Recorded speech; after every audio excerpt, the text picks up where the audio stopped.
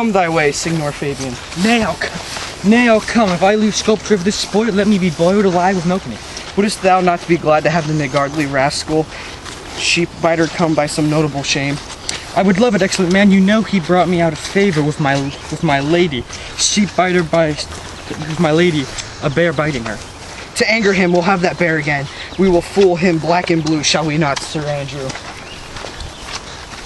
And we do not. It is pity of our lives. Here comes the little villain. Get you all three into the box tree. Malvolio is coming down this walk. He has been yonder, I sense the practicing behavior to his own shadow this half hour. Observe him for the love of mockery, for I know this letter will make a contemplative idiot of him. Close in the name of jesting.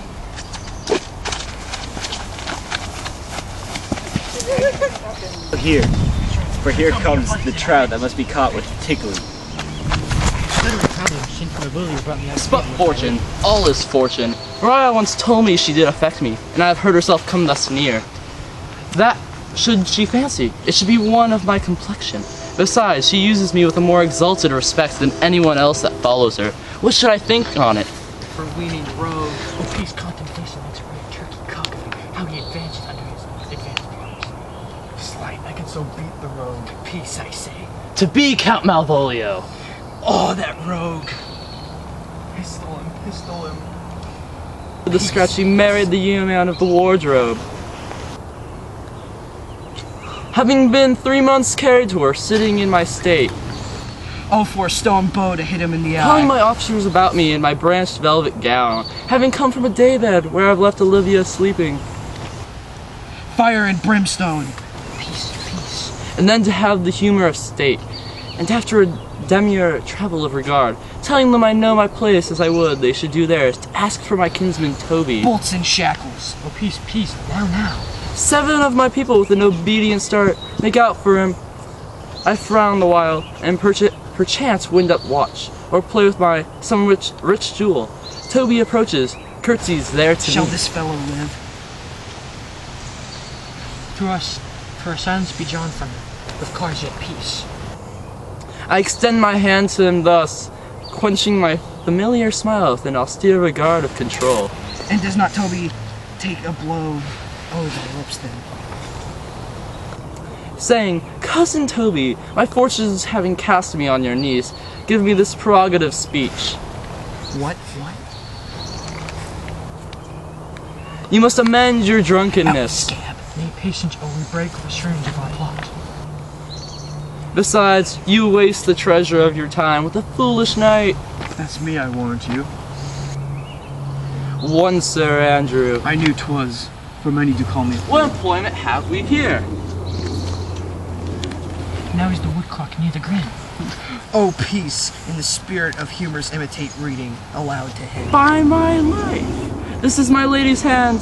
These be her berry seas, her ewes, and her teas, and thus makes she her great peas. It is in contempt of question, her hand. Her seas, her ewes, and teas. To the unknown beloved, this in my good wishes. Her very phrases by your leave wax soft, and then pressure her Lucrece, which she uses to seal. 'Tis my lady, to whom should this be? This winsome, liver and all. Jove knows I love, but who lips do not move. No man must know. No man must know. What follows? The number's altered. No man must know. If this should be thee, Malvolio, Mary, hang thee bound. I may command where I adore, but silence like a Lucrece knife, with bloodless stroke my heart doth gore. Moai doth sway my life. Fresh to ground. Excellent wench, I say. I may command where I adore. Why she may command? Why this is evident to any formal capacity. There is no obstruction in this. And the end, what should that alphabetical position portend? If I could make that resemble something in me. Softly, M-O-A. Oh, make note that. He is now at the cold scent. Stray will cry upon.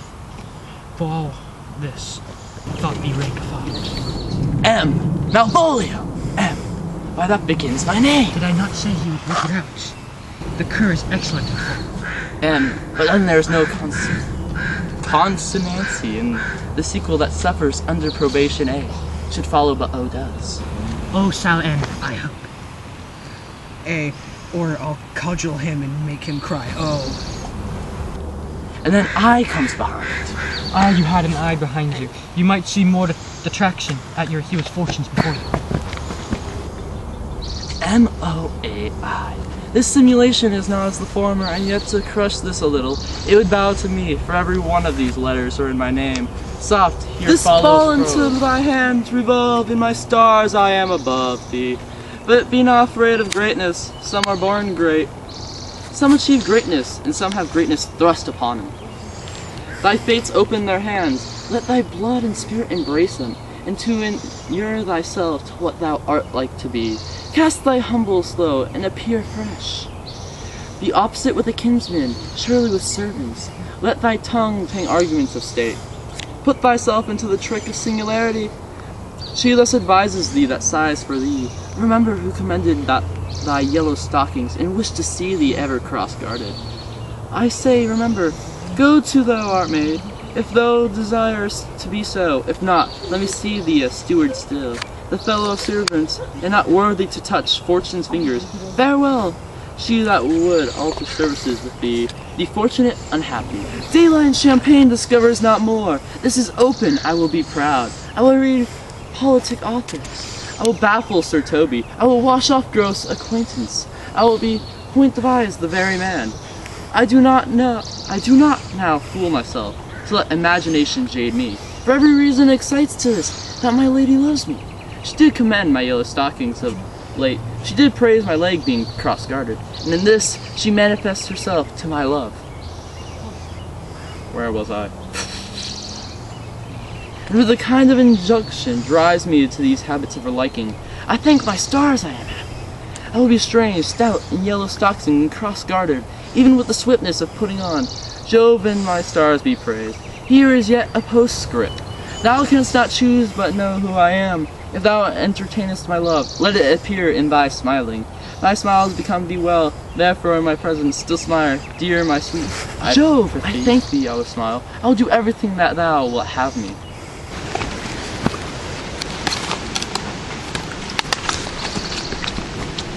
I parted this sport for 10 pension of thousands, paid for the Sophie. I could marry this wench for this device. So could I, too. Ask no other dowry with her but such another jest. Nor I neither. Here comes my noble goal-catcher. With thou set thy foot, O my neck.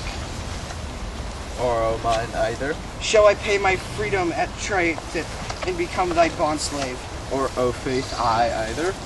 Why, thou hast put in such a dream that when the image of it leaves, he becomes a midlife. Nay, but say true, does it work upon him?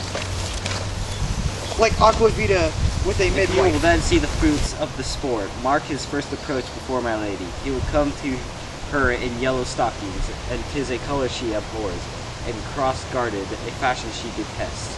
And he will smile upon her, which will now be unsuitable to her disposition, being addicted to a melancholy as she is, that it cannot be turned into him a notable contempt.